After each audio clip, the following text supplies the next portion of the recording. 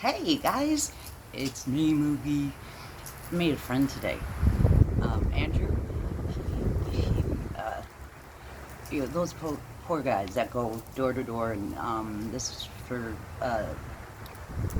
estimates on windows. But, geez, they.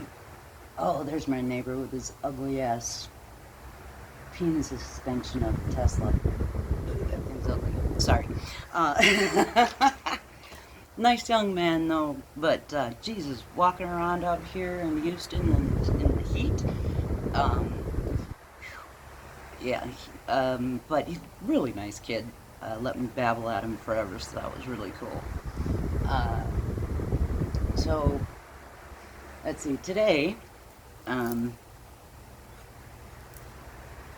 we got a few different things. Um, don't know how much of Trump's UN speech and we all caught. Um, but it was horrifying and embarrassing. Just fucking stupid beyond belief. And the rest of the world, I mean, world leaders are sitting there laughing at him. Dumbass. His teleprompter broke down. And they're saying it's a conspiracy at Fox News. They're saying the elevator breaking down and the teleprompter breaking down. It's a conspiracy. Trump's people were actually responsible for accidentally shutting down the elevator, and it was Trump's people who were supposed to be doing his teleprompter. So look no further than your own people, asshat. But anyways, but that was, I mean, it's horribly embarrassing to be an American with that idiot representing us, and in his English visit, I thought that the English did really well with the giant poster of him and Epstein, and then broadcasting on the castle, different pictures and shit. That was pretty cool. um, but it's still they got so won a seat in Arizona. They got enough signatures to compel them to produce those documents, but you got to wonder how many documents have already been shredded or gotten rid of or whatever.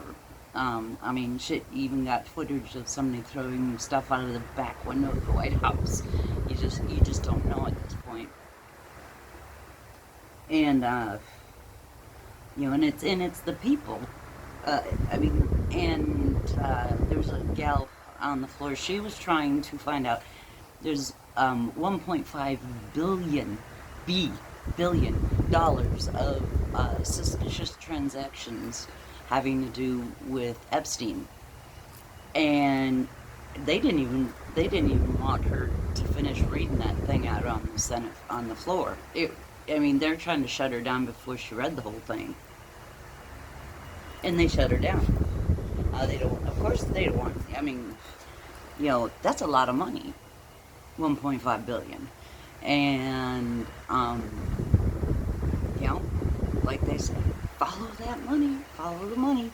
So how they're going to, if we, you know, gotta keep at it, and gotta keep people thinking blue, vote blue, vote blue. If we don't sweep the midterms, there might not be a presidential, or he'll try.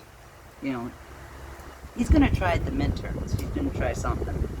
Um, he wants all those jackbooted thugs running around scaring people, and he wants to invade these cities because he wants to make us afraid. Or certainly he wants to make people afraid to vote, um, which only works with certain people, but too many people. He's terrorizing whole cities. He's terrorizing, I mean, disappearing people. You know, we are in an autocracy. We have to fight with everything we've got to save, you know, we got Jimmy Kimmel back, but that's just one little step in a really huge fight. And you can't, you know, and it's not something you can look away from. It's not going to go away. Not by itself. I mean, it's not gonna go away by itself. We have to do something about it. We have to save ourselves. You know, us Gen Xers. I remember when I was a kid in the 80s, afraid of nukes. We were terrified of the nukes. And in 1984, U.S. put out a film called The Day After. And it scared all of us, including Reagan. And that's when he turned to diplomacy. And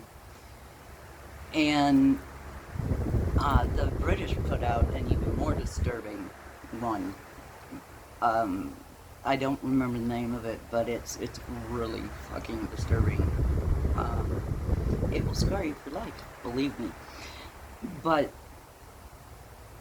we were naive in the 90s thinking that we had won our wars. You know, at least, you know, and then, of course, 9/11 happened, and a lot of things changed. But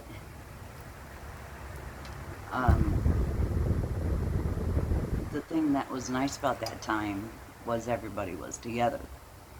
In the beginning, you know, and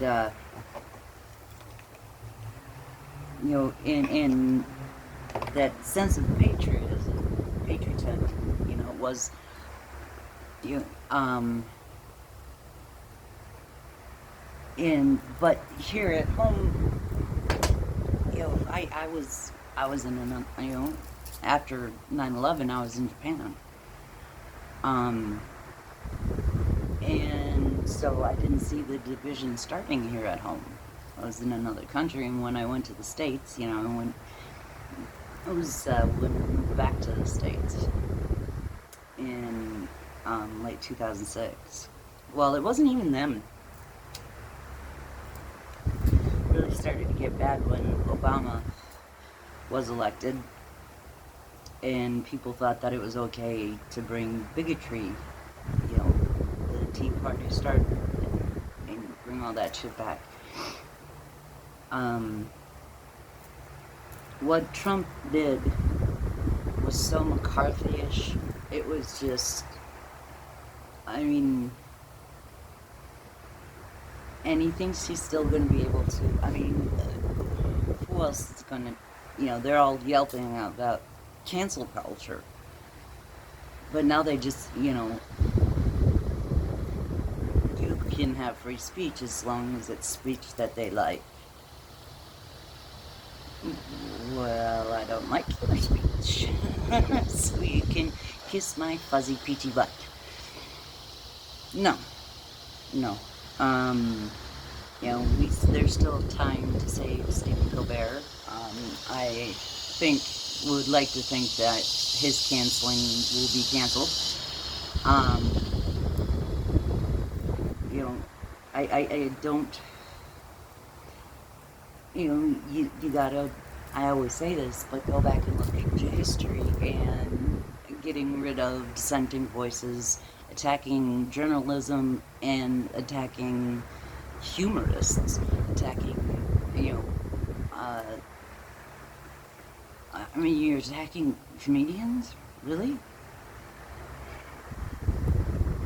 You know, Trump wants to be a dictator, but he's just a spoiled fucking baby who isn't getting his way. And that's who your president is right now. Okay, folks, so Don't have a lot of power, so I'll keep it short. That was a surprise. But, yeah, you know, nobody's gonna swoop in and save us. We're gonna have to save ourselves. And we can do that. We can do that. If you're 18 or older, make sure you are registered to vote. And if you can't do anything else, vote, vote, vote. You can vote. That's the biggest thing you can do. You can vote. Vote blue. You know, let's shut. Man, we need to shut this shit down. You know, like Eminem says. You know, let's get down to business. I don't want to fuck around. What the hell is this? Must be a circus in town. Let's shut the shit down. Let's get down to business.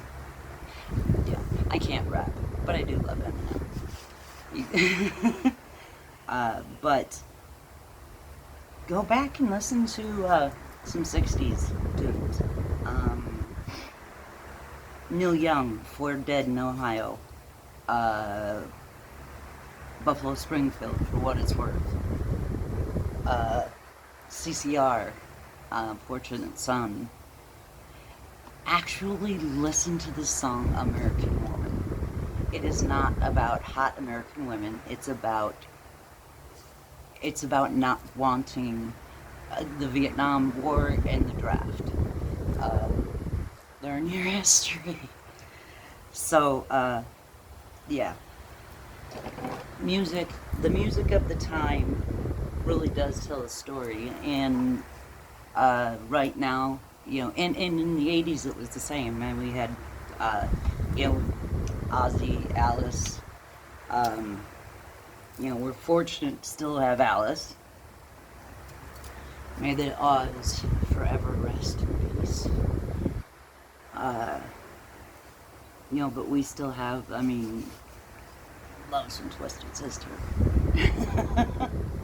But Disturbed, we still got Blue, you know, me and my boy are gonna go see Blue October, they're coming.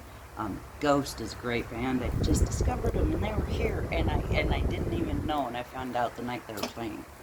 Shit.